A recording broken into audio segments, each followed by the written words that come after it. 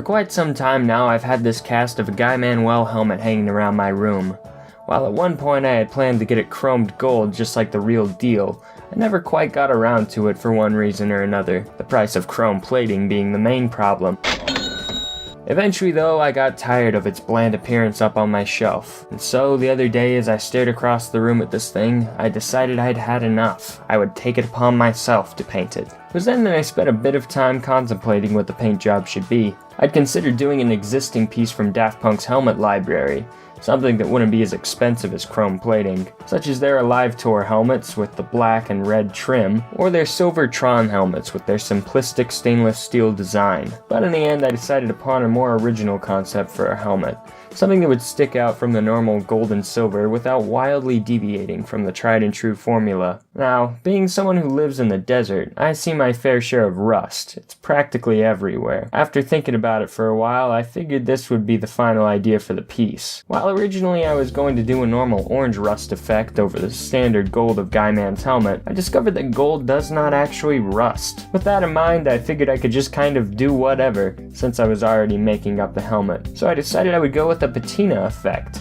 I figured the bluish greens of the rust would look nice over the gold.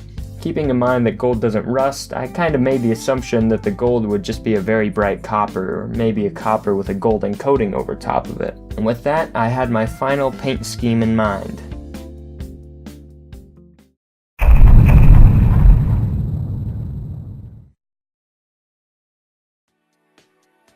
With most of my research done, I would wash the helmet and then apply an even coat of gray primer. Without this coat of primer and the wash beforehand, the paint would not stick as well or last as long. Following this coat comes a mixture of flat black and texture spray paint. The textured paint would only be sprayed around the bottom of the helmet and all the crevices, essentially creating a texture where the rust would naturally build up on a helmet that's been exposed to the elements. Then I went back over it with black to make sure that all of the texture would stay on. Now that all of the spray paint had been applied, it was time to hand brush the rest of the helmet. I'd start out with a mixture of brown and gold paints to create a slightly dirty golden look. After making sure that the coat was nice and dry, I would add a black wash to add a bit more definition to the lowered areas of the piece, essentially letting gravity take over. The orange rust was made using a mixture of acrylic paint, sand, and tacky glue. The sand would provide the texture and raised effect I was looking for, while the glue acted as a bonding agent to make it just a little more sturdy. Finally, it was time for the blue and green. This was also done using the textured paint. It was probably the most time-consuming.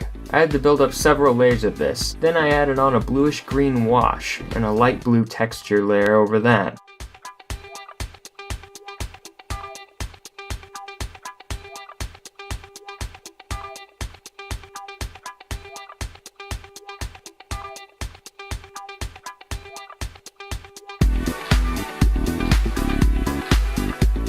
As the piece went along, it seemed less like a helmet that had been left outside too long and more like a helmet that had been under the sea for the past 20 years. With this slightly new direction in mind, I began to study the ocean's effects on glass after being underwater for long periods of time. Using photos of vintage diving helmets as reference, I used a white spray paint can to add a slight buildup around the trim of the glass, which I suppose would be sodium. Then I added a bit more blue to make it look like the rust of the metal was overflowing onto the glass.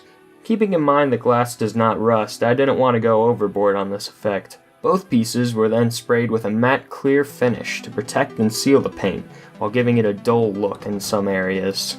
With all that out of the way, the final part to complete would be the interior.